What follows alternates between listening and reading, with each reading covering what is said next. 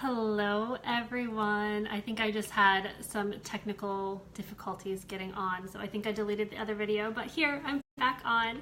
I have not been on Facebook Live in a really long time, and for that I'm very sorry. I have really no excuse as to why I have not been getting on Facebook Live. It's just something I haven't been making time for, but I know it's important and I'm ready to hop back on and start sharing. So I'm gonna give a couple minutes just to see if anybody hops on live, but if not, hopefully some people will be able to watch the replay. I would love to know who is here. So if you are here, please feel free to leave a comment. I would love to know what you're thinking about what it is I share today. So as a reminder, I am Holly Toronto, not the same name that you see on my Facebook account. Holly Rosser is my maiden name. Facebook won't let me change my last name to Toronto because it's the name of a Canadian city, and I'm done fighting with them about it. It's really annoying. But anyways, I'm here to talk to you today about body image, something that I'm pretty vocal about on my social media. It's what I work on in my practice with my clients. And the title of this video is Body Image, a $445 billion problem. And so I titled that for a very specific reason, because when I first got into coaching, I approached coaching from a very nutrition standpoint, right? Everything was about nutrition. Everything was about clean eating. And I will preface by saying that that is still incredibly important. I do believe in the power of nutrition as far as our health is concerned. But for me, in my own healing journey and what I work on with my clients, I've found that body image and our relationship to our body is actually even more so important than what we're actually putting into our bodies.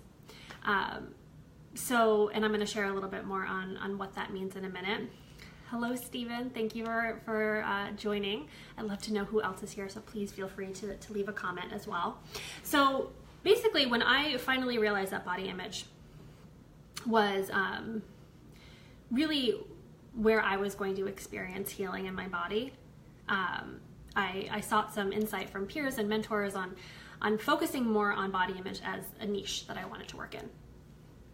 And I received some feedback that body image isn't $1 million problem, right? When we're working with clients, we want to be niching down into something that's $1 million problem, because that's for people what they're willing to invest in, right? Like, oh, if it's something that I really think is like that's what I'm going to invest my money in to work on for myself. And body image isn't something that's necessarily tangible, right? So something like weight loss or healing digestive issues or energy improvement, like that's a tangible, measurable result. However, something like body image isn't necessarily as tangible, right? It's a state of being,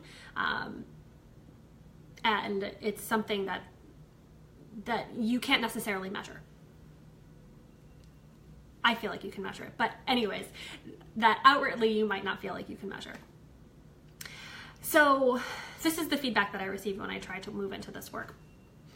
And I kind of stayed away from it for a while, but I just can't. I can't anymore, because I'm witnessing in conversation with my clients, I'm witnessing in conversation with friends, and just what's happening in our society around us, that this is more than $1 million problem. It's actually a $445 billion problem, because that's the annual revenue of the beauty industry. And I think Ishka Lawrence, who is an incredible body positive model.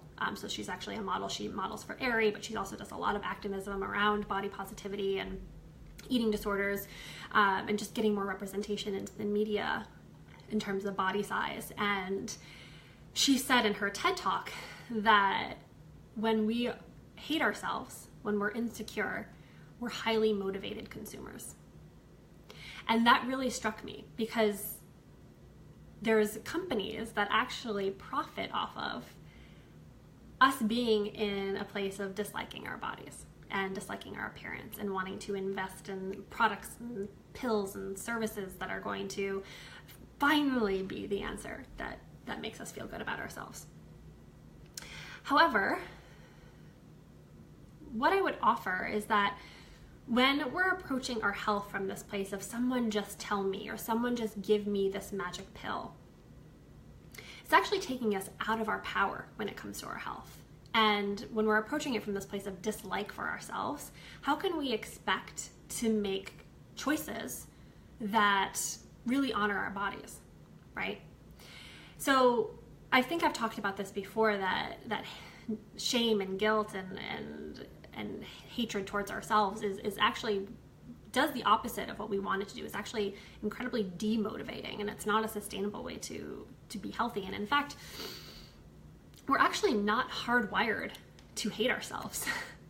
So when we're born, we're actually hardwired to love and honor our bodies. And that's why an infant will like cry and scream until it's given what it's wanted, right? Because we're actually like hardwired to honor our bodies and to honor our intuition and to love ourselves and to ask for what we need and want.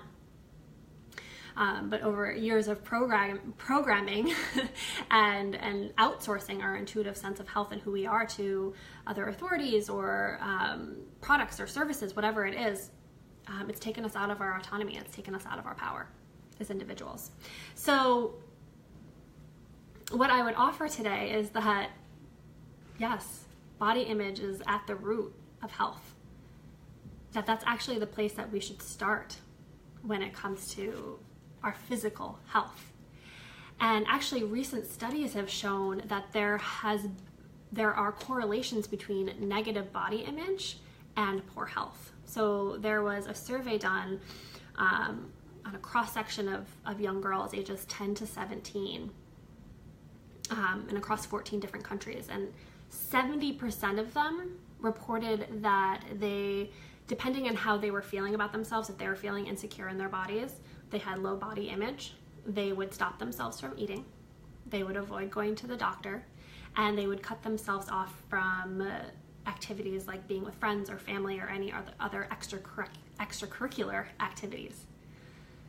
And that to me is like, it hits me at my core. Like, it's 70% of young girls cutting themselves off from eating, endangering their physical health and their emotional and mental well-being. And also this study showed that these young girls that were insecure in their bodies were less assertive. So they weren't asking for what they wanted or sharing their opinions or being their powerful selves. And to me, that's one of the scariest pieces of the epidemic that's happening to young girls and women around their body image. It's like we're living in a time where we can't afford to have women feeling insecure and not showing up and not feeling powerful and being passive. We need strong and powerful, assertive women. And so this to me is a $445 billion problem, right? It's one worth investing in. It's one worth spending our time and our energy on, even before worrying about what we're putting in our bodies, focusing on how we're feeling in our bodies, how we feel about ourselves. So what do we do? So I wish that I could, wave a magic wand and have culture and society change overnight and change its mind overnight and stop preying on our insecurities and for the sake of profits, right? That's a much longer battle, one that I'm absolutely willing to contribute to, but the way I see this shifting is sort of grassroots style, starting with ourselves, starting with within our own communities. And I'm going to be sharing more tips on this because I just, obviously you can tell by the way I'm talking about it that I think it's incredibly important work, and there's so many things that we can do to reclaim our autonomy in our bodies and reclaim our sense of self-worth and self-esteem. But I'm going to share one with you today that I think is really, really important, and one that was key for me when it came to loving and accepting my body, and one that I encourage my clients to do.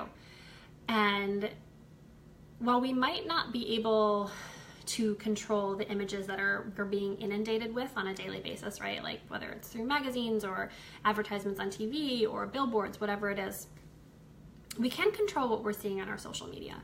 So your social media is your social media to do what you want with, right? So you can choose who you follow, you can choose what you like, you can choose who you unfollow. right? So that's a place to start.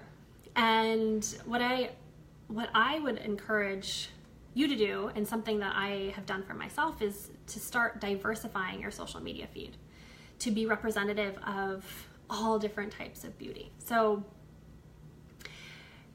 I'm not sitting here telling you to unfollow anyone, right? I'm not trying to create any animosity with one particular person or body type. In fact, I believe that there's room for all body types. And so if there's somebody that you love to follow and they're an inspiration to you, then absolutely consider following them. Continue following them. But if potentially there's somebody that's really triggering to you and you know that looking at their feed makes you feel insecure, or makes you feel like you're comparing yourself to them, or that you need to change something about yourself or your body in order to be happy, then that's something to explore, maybe creating a boundary around that. But I mean, I certainly follow people all across the gamut, right? So I follow incredible, beautiful supermodels who I so admire and think are just like gorgeous human beings. But then I also follow women who are in bigger bodies. I follow women who show their cellulite. I follow women who show their stretch marks. I follow women that show any sense of perceived flaw or imperfection and celebrate it with them, right? I follow women of color, so all across races. And that I feel like is really important. It starts with us. It starts with retraining our own brain, and we have the ability to do that within our own social media. So I would encourage you to do that. And I'm actually going to link in this video to a resource that's been really helpful for me. So Jess Baker is an incredible activist in the body positive community, and she has this whole list of resources of accounts that you can follow and blogs that you can follow and books you can read that encourage body positivity and diversity and body liberation. So I'm going to link to that in the comment section below, and you can use that as a resource to start diversifying your own social media feed. So anyways, that's my message for you today. I hope it was helpful. I hope it was of service. If you have any questions about this, please let me know. I am, as you can tell, incredibly passionate about this topic, and I'm going to be doing a lot more talking about it. So if you have questions, or you want to share your opinion, if you agree, if you disagree with what I'm saying, please feel free to comment. I appreciate dialogue and interaction on this very important yet also very tender and very tender topic. So that's my message for you. I'll be back soon. I hope you have a beautiful rest of your day, and I'll see you soon. Bye, everyone.